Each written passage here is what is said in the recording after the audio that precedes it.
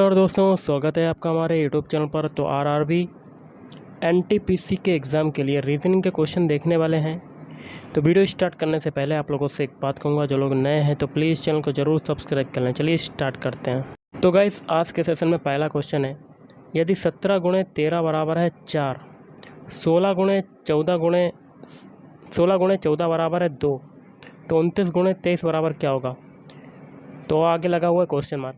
तो इस टाइप के क्वेश्चन में क्या होगा, पहले हम लोग क्या करेंगे, पहला समीकरण और दूसरे समीकरण को निकालने का तरीका जानेंगे। वही तरीका हम लोग तीसरे समीकरण में लगा देंगे।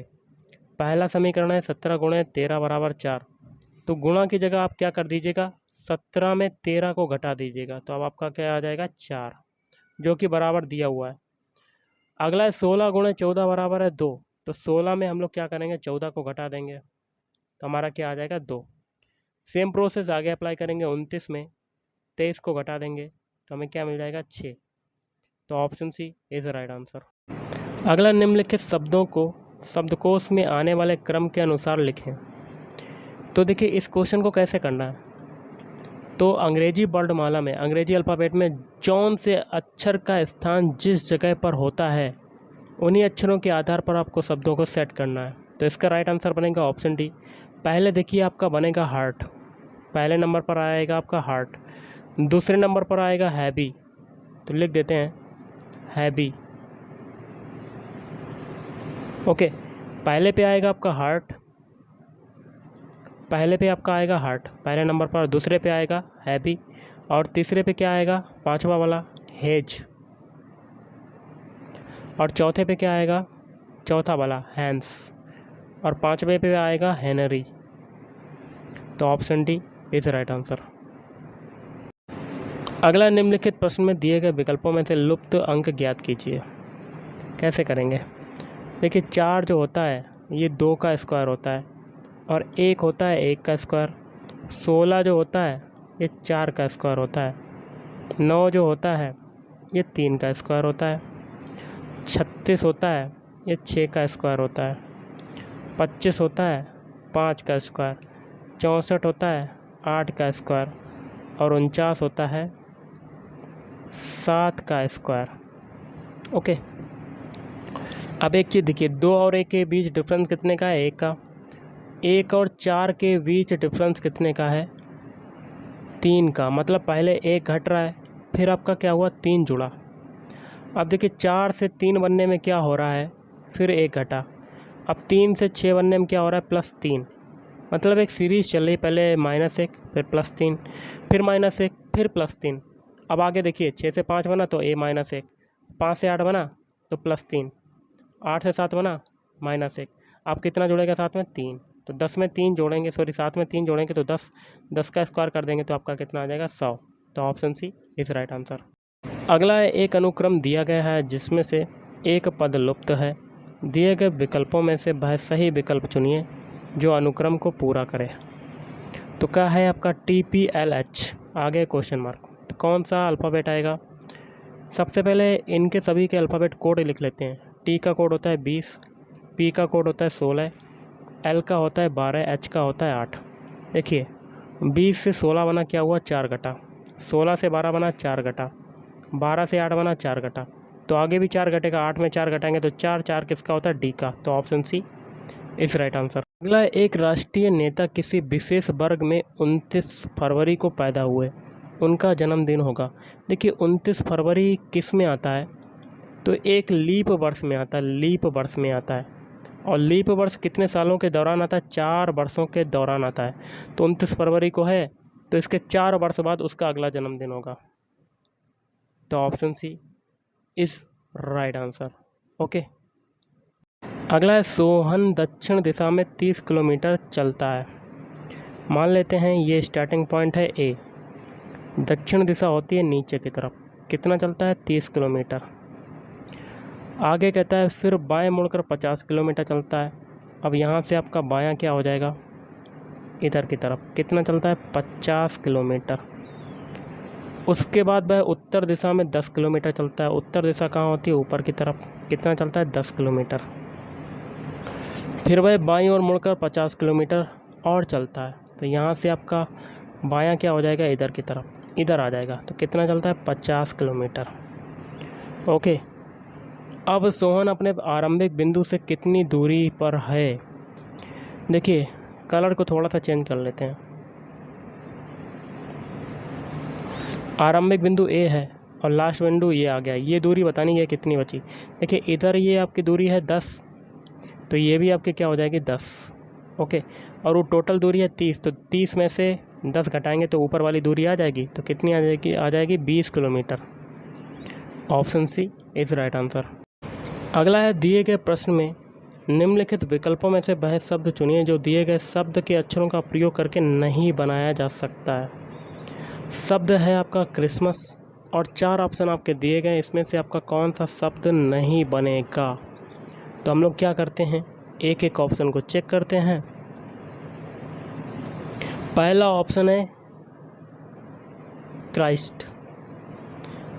तो देखिए क्रिस्ट के सारे अल्फ़ाबेट क्रिसमस में आ रहे हैं। देखिए CHRI, 4 अल्फ़ाबेट पहले उठा लेते हैं, CHRI आ गए, फिर ST भी है, तो पहला तो बन सकता है। और फिर है स्मार्ट, स्मार्ट के अल्फ़ाबेट क्रिसमस में आ रहे हैं, तो देखिए S भी है, M भी है, A भी है, R भी है और T भी है, तो B भी बन सकता है। अगला है क्रस्ट। क्रस्ट में देखिए U अल्फ़ाबेट यूज हो रहा है, जो कि आपका क्रिसमस में नहीं है, तो ऑप्शन सी आपका नहीं बन सकता। अगला है, वह आरेख चुनिए जो नीचे दिए गए वर्गों के बीच के संबंध का सही निरूपण करता है। देखिए चीनी मिट्टी के बर्तन, कप और प्लेट, इसका कैसे वेन डायग्राम बनेगा। चीनी मिट्टी वाला सबसे पहले वेन डायग्राम, सबसे बड़ा सर्किल होगा चीनी मिट्टी का, और चीनी मिट्टी के क्या हुए हैं, कप और प्लेट, तो इनके अलग अलग सर्किल हो जाएंगे क्योंकि कप और प्लेट अलग अलग चीज़ें, तो ऐसा आपका वेन डायग्राम बन जाएगा। तो option B is right answer. अगला, निम्नलिखित प्रश्न में दिए गए विकल्पों में से संबंधित शब्द को चुनिए। यहाँ पर लगा हुआ है क्वेश्चन मार्क। इस टाइप के क्वेश्चन में क्या होता है, जो तरीका पहले से दूसरे या दूसरे से पहले बनने में लगता है, वही तरीका हम लोग आगे अप्लाई करते हैं। देखिएगा, इस कलम से कागज़ पर लिखते हैं, तो हथौड़े से क्या करेंगे, हथौड़े से कील ठोकेंगे। ओके, अगला है, निम्नलिखित प्रश्न में दिए गए विकल्पों में से संबंधित संख्या को चुनना। यहाँ पर लगा हुआ है क्वेश्चन मार्क, तो जो तरीका पहले से दूसरे बनने में लगेगा वही तरीका आगे अप्लाई करेंगे। तो 49 से 146 बनाना है, तो 49 में हम लोग 3 का मल्टीप्लाई करते हैं, तो 147। 146 बनाना है तो 1 को घटा देंगे, तो हमें क्या मिल जाएगा, 146। यही तरीका 63 के लिए लगाएंगे, 63 में भी 3 का मल्टीप्लाई, तो 189, और इसमें 1 घटा देंगे तो हमें क्या मिल जाएगा, 188। तो option B is right answer. अगला, निम्नलिखित प्रश्न में दिए गए विकल्पों में से संबंधित अक्षरों को चुनिए। यहाँ पर लगा हुआ है क्वेश्चन मार्क, तो जो तरीका PO से MQ बनाने में लगाएंगे वही तरीका आगे अप्लाई करेंगे। तो PO से हमें बनाना है MQ, तो इनके कोड लिख लेते हैं। P का कोड होता है 16, O का होता है 15। इससे बनाना है हमें M और Q। M का कोड होता है 13, Q का होता है 17। देखिए 16 से 13 बना, क्या हुआ, 3 घटा। 15 से 17 बना, 2 जोड़ा। यही तरीका IN के लिए लगाएंगे। IN अल्फ़ाबेट लिख लिए, इनके कोड लिख लेते हैं। I का कोड होता है 9, N का होता है 14। तो 9 में सबसे पहले 3 घटाएंगे तो 6 आ जाएगा। 14 में 2 जोड़ेंगे तो आ जाएगा 16। इनके अल्फ़ाबेट लिख लेते हैं। 6 होता है F का, 16 होता है P का, तो FP आपका आंसर हो जाएगा। तो option B is right answer. Next question है कथन और निष्कर्ष का, जिसमें पहला कथन है, सभी पुस्तकें हैं भूरी। तो सारी पुस्तकें क्या हो जाएंगी, वेन डायग्राम आपका ऐसा बनेगा, भूरी हो जाएंगी। और सभी भूरी लकड़ी हैं, तो सारी भूरी क्या हो जाएंगी, लकड़ी। ऐसा आपका वेन डायग्राम बन जाएगा। जिसमें पहला निष्कर्ष है, कुछ पुस्तकें लकड़ी हैं। तो बिल्कुल सही है, क्योंकि कुछ ही पुस्तकें लकड़ी हो सकती हैं, सभी पुस्तकें, कुछ पुस्तकें नहीं है गाइस। देखिए सभी पुस्तकें लकड़ी हैं, क्योंकि पुस्तकें जो है वो सबसे छोटा हिस्सा है और पूरा का पूरा पुस्तकें लकड़ी में समाहित है। तो कुछ वाला तो आपका गलत हो जाएगा, सभी होता तो आपका सही हो जाता। अगला, कुछ पुस्तकें लकड़ी नहीं हैं, तो बिल्कुल गलत, ये भी गलत हो जाएगा। ओके, लेकिन पहले कथन में देखिए कुछ पुस्तकें लकड़ी हैं, तो कुछ भी पुस्तकें लकड़ी हो सकती हैं, कुछ पुस्तकें भी हैं, सभी पुस्तकें भी हैं, तो पहला आपका सही हो जाएगा। तो इसके लिए हो जाएगा ऑप्शन है, केवल निष्कर्ष एक निकलता है। अगला, एक विशिष्ट कोड भाषा में AC आईडी को BDJE लिखा जाता है, तो इस कोड भाषा में बेक को किस प्रकार लिखा जाएगा? तो जो तरीका एसिड के लिए लगेगा वही तरीका हम लोग लगाएंगे बेक के लिए। तो एसिड के सारे अल्फ़ाबेट लिख लेते हैं। ACID, ए का कोड होता है 1, C का होता है 3, I का होता है 9, D का होता है 4। इससे क्या लिखना है? इसे BDJE। अब B का कोड होता है 4, D का होता है, B का देखिए कोड होता है 2, D का होता है 4, J का होता है 10, E का होता है 5। 1 से 2 बना आपका 1 जुड़ा, 3 से 4 बना 1 जुड़ा, 9 से 10 बना 1 जुड़ा और 4 से 5 बना 1 जुड़ा। यही तरीका बेक के अल्फ़ाबेट के लिए लगाएंगे। तो बेक के सारे अल्फ़ाबेट लिख लेते हैं BAKE। अब इनके भी अल्फ़ाबेट कोड लिख लेते हैं। B का कोड होता है 2, A का होता है 1, K का होता है 11, E का होता है 5। सभी में 1 1 जोड़ देते हैं। 2 में 1 जोड़ा 3 आया, 1 में 1 जोड़ेंगे तो 2 आ जाएगा, 11 में 1 जोड़ेंगे तो 12 आ जाएगा और 5 में 1 जोड़ेंगे तो आपका 6 आ जाएगा। इनके अल्फ़ाबेट लिख लेते हैं। 3 किसका होता है? C का, 2 होता है B का, 12 होता है L का और 6 होता है F का। CBLF, तो option B is right answer. अगला एक विशिष्ट कोड भाषा में इंक को 33, पिन को 38 लिखा जाता है। इस कोड भाषा में टिप को किस प्रकार लिखा जाएगा? तो सबसे पहले इंक के सारे अल्फ़ाबेट लिख लेते हैं। INK, इसको लिख रहे हैं 33। कैसे आया ये तरीका जान लेते हैं। देखिए I का कोड होता है 9, N का होता है 14 और K का होता है 11। तीनों को जोड़ देंगे। 9 और 14 कितना हो जाएगा? 23, 23 और 11 34, लेकिन आ रहा है 33, तो इसमें 1 घटा देंगे। अब पिन को 38 लिखा जाता है। Pin PIN। इनके भी अल्फ़ाबेट कोड लिख के जोड़ देते हैं। 16 होता है P का, I का होता है 9, N का होता है 14। तीनों को जोड़ देते हैं। 16 और 9 25, 25 14 कितना हो जाएगा? 39, लेकिन आ रहा है 38, तो इसमें भी 1 घटा देंगे क्योंकि ऊपर भी 1 घटाया था। यही तरीका टिप के अल्फ़ाबेट कोड में लगाएंगे। T का होता है 20, I का होता है 9 और P का होता है 16। तीनों को जोड़ देंगे। 20 और 9 29, 29 और 16 45, तो 45 में भी 1 घटा देंगे तो हमारा आ जाएगा 44। तो option B is right answer. अगला है दी गए उत्तर आकृतियों में से उस उत्तर आकृति को चुनिए जिसमें प्रश्न आकृति निहित है। तो वो आपका राइट आंसर क्या बनेगा? Option D. देखने से ही लग रहा है। सबसे पहले प्रश्न आकृति का ये जहाँ पे रेड लाइन कर रहे हैं, ये वाला पूरा फिगर किस में समाहित है?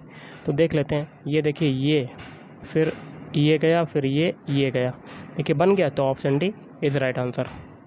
अगला है कौन सी उत्तर आकृति प्रश्न आकृति के प्रतिरूप को पूरा करेगी? तो बना लेते हैं। जहाँ जहाँ रेड लाइन करें, जो फिगर बने भाई ऑप्शन में आप टिक लगा दीजिएगा। तो पहले बॉक्स पे रेड लाइन कर लेते हैं।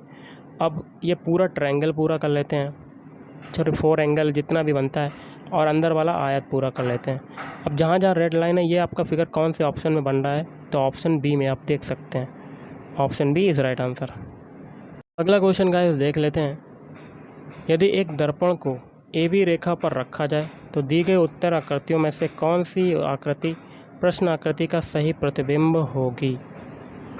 तो यहाँ पर दर्पण रखा है, यहाँ पर नीचे की तरफ, तो यहाँ पर जो आकृति चेंज होंगी वो ऊपर से नीचे की तरफ, और नीचे वाली चीज़ ऊपर, ऊपर वाली चीज़ नीचे।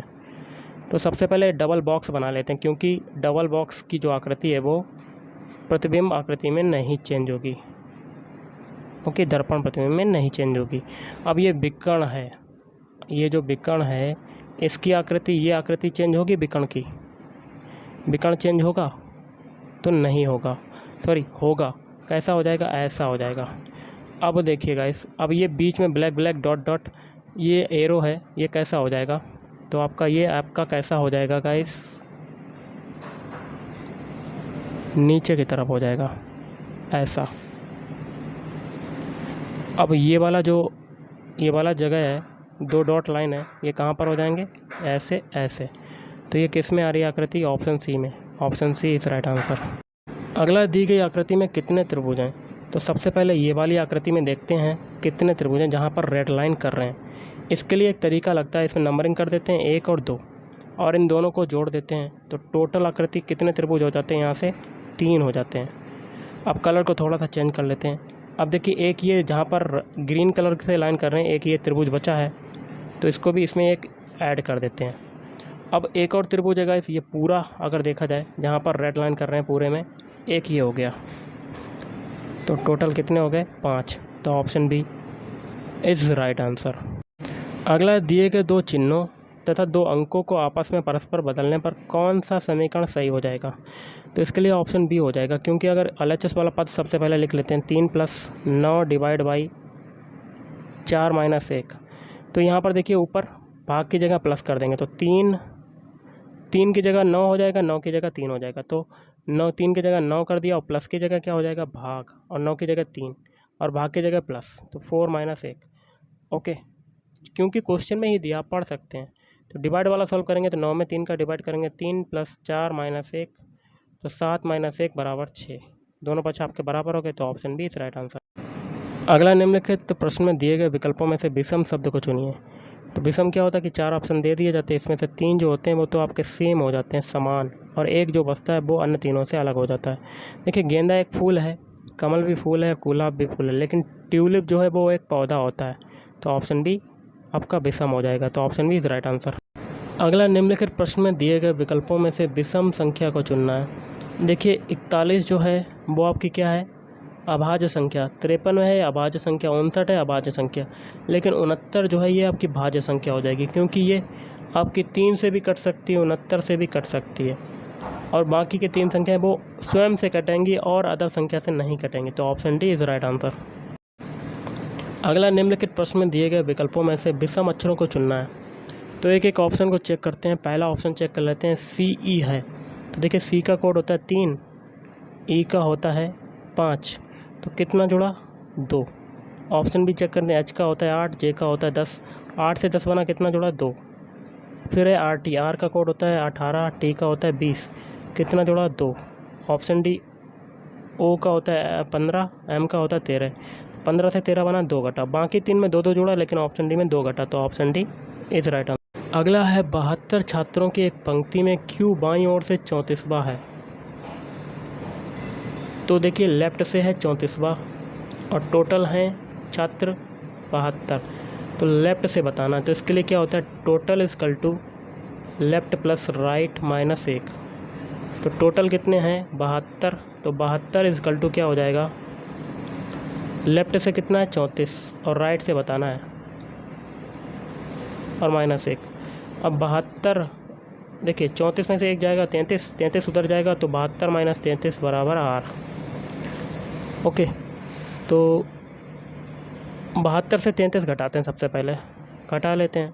12 में से 3 जाएगा तो 9, 6 में से 3 जाएगा 39, तो देखो 39 आपका राइट आंसर हो जाएगा, तो option D is right answer. तो गाइस आज के इस वीडियो में इतना ही। थैंक यू, धन्यवाद।